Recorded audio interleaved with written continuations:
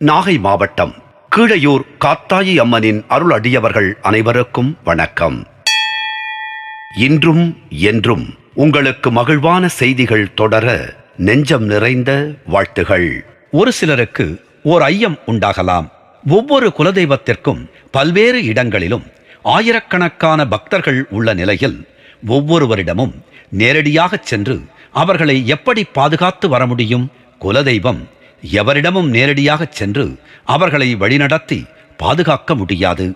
அவர்கள் அதை கண்களுக்கு தெரியாமல் தம்மிடம் உள்ள தமது கணங்களின் மூலம் செய்வார்கள். மேலும் ஒவ்வொரு குலதெய்வங்களின் உடல்களில் இருந்தும் தமது பக்தர்களை பாதுகாக்கும் தெய்வீக கதிர்கள் வெளியாகிக் கொண்டே உள்ளன. அவைகளும் அவர்களை பாதுகாத்த வண்ணம் இருந்தவாறு நல்வழியில் செல்ல வழிவகுக்கின்றன.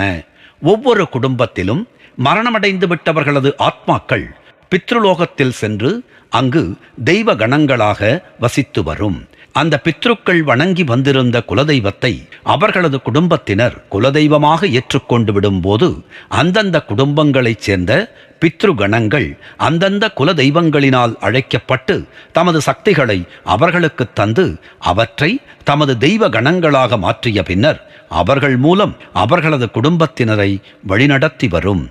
இப்படியாக குலதெய்வங்கள் மட்டுமல்ல, பிற தெய்வங்களும் ஒவ்வொரு குடும்பங்களின் பித்ருகணங்கள் மூலமே தமது அருளாசிகளை தம்மை வேண்டி துதிப்போருக்கு தருகின்றன.